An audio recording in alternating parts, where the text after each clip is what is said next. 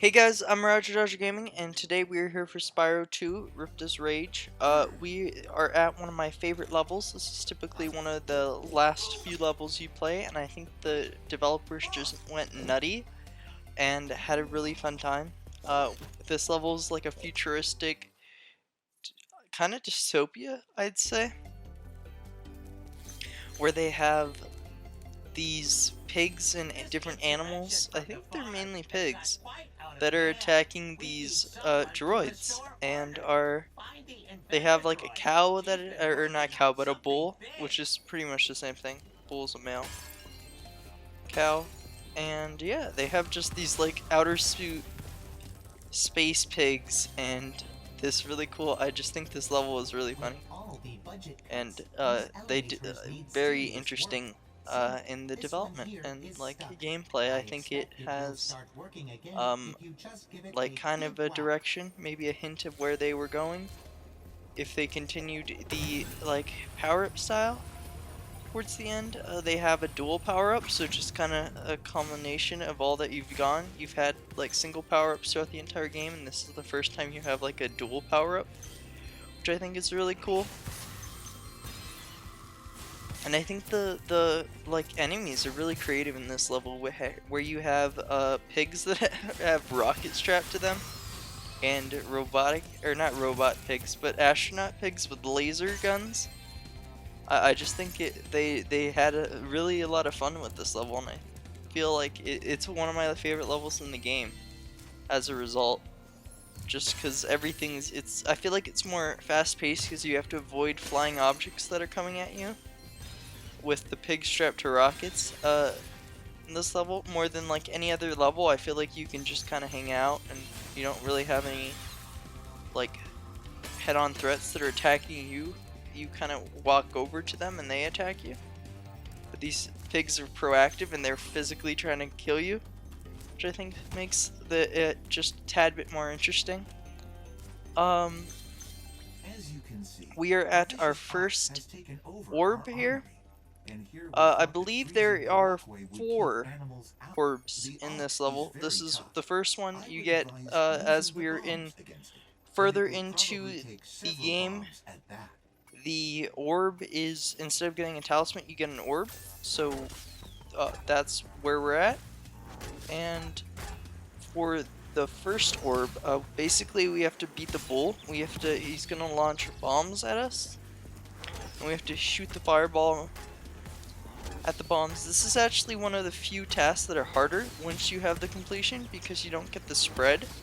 So normally you have to be more precise for this one, where normally you'd have a spread and you wouldn't have to have as precise of a shot to be able to hit the bomb back at the bull.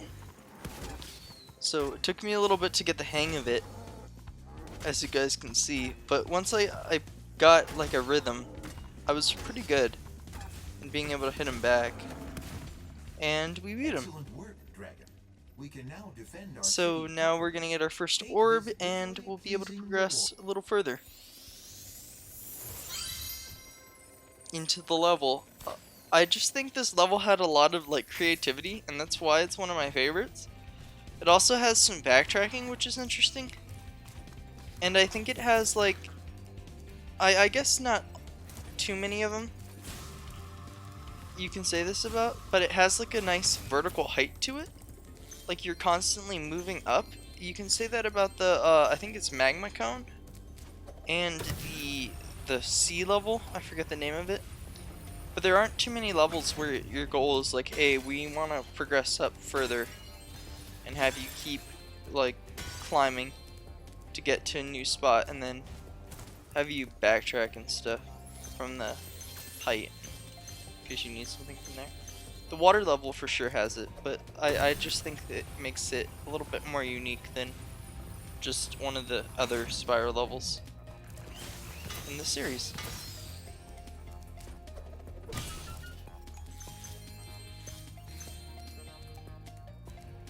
This is typically the level I play last, but because of the rotation, the way things have worked, I have one more level after this.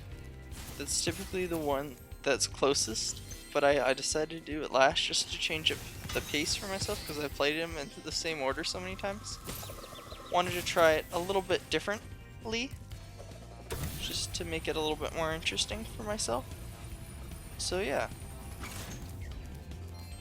Alright, so we are going to get another orb. I also think this is a unique place as this is the only level, I think, where you get an orb from someone and they give you 2 more tasks after. So I think she has like the most orbs in the game that she can give to people. I don't think anyone else gives 3 orbs, which is kind of insane. So, yeah. So this is the first dual type portal, where basically we're gonna go around with our power and shoot the, I guess they're sheep or goat, I guess they're goats, that are piloting spacecraft, and we need to make sure that they are not interfering, and they shoot like a beam thing from the back of their ships, which is cool, and it kind of makes an interesting like traversal. I think this is kind of where the game shines, and you have to have a power up, and it allows you to kind of face a kind of puzzle in its own kind of terms, which I think is cool.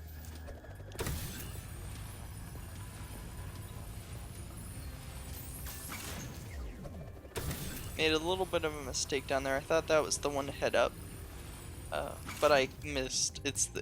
I gotta go over the other side. I played this game so many times, and yet I still make that mistake.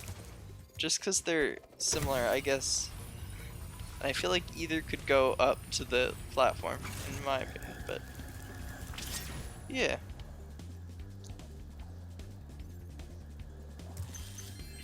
The Crown Tundra just released for the Pokemon game, and I've really been enjoying playing that. And I have a secret project I'm in the works that will be going out soon. I missed one of the draft leagues this week in order to continue to work on it.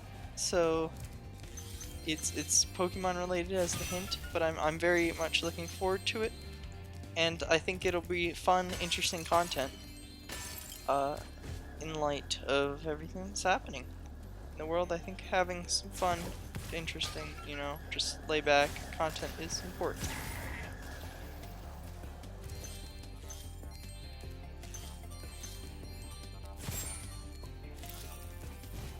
Alright, so we need one more goat, and we will be able to finish this quest off, and then I believe we have to do it one more time with 5 ships instead of 3, and then we will be, I think I missed an orb a little further back.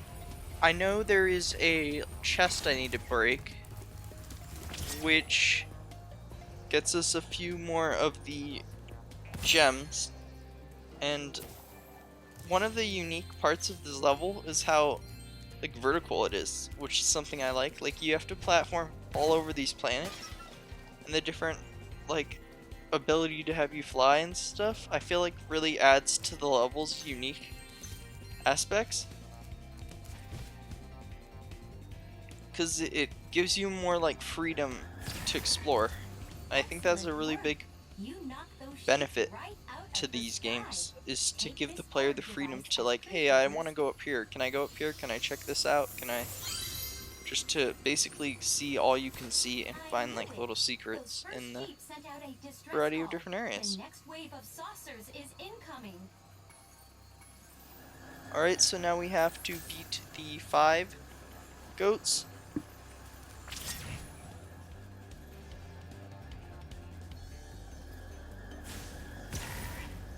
Alright, that's one down, a few more, and we need the power up to be able to break the crate further, so that's something we're going to need to go back for, as I probably won't be able to break all 5 and within the time limit and get the crate, so something to keep mindful of.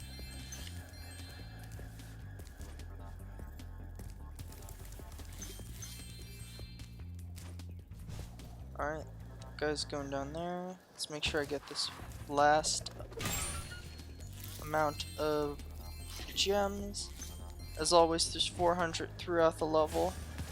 We're doing pretty good. This is going to be one of the final episodes in the series.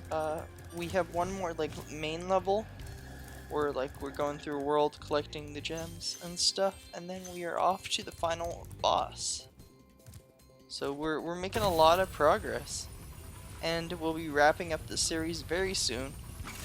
I'm thinking probably I'm going to do some more games, branch out a little bit. I think probably Shadow of the Colossus might be a good pick. It's very cinematic, and gameplay I think would be interesting to kind of watch.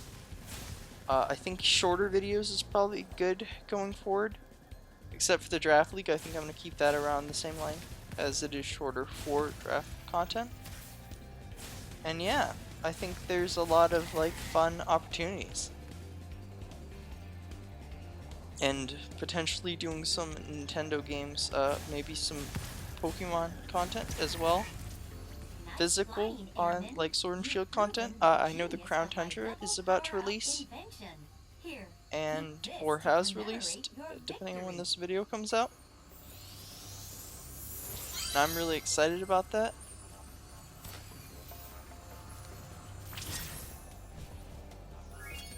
Alright, so we've collected all the orbs.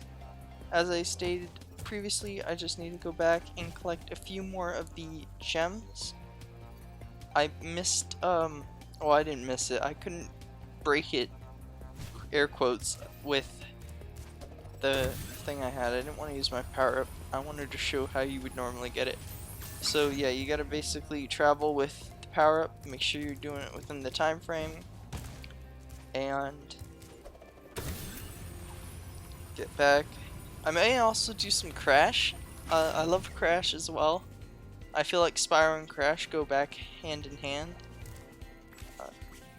I played a little bit of the Crash 4, and the first thing you notice as soon as you boot up Crash 4 is Spyro is in the corner.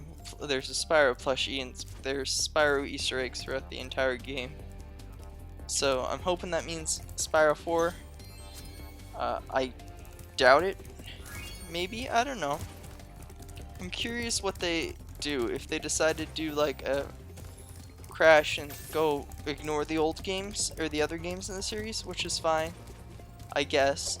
The only other Spyro games I was really a fan of was the Legend of Spyro.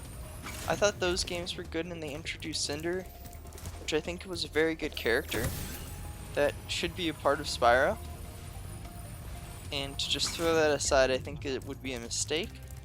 Maybe they do a Crash route where they have like, you go Spyro and like space-time, so you can have multiple timelines and be able to incorporate all those. I don't know,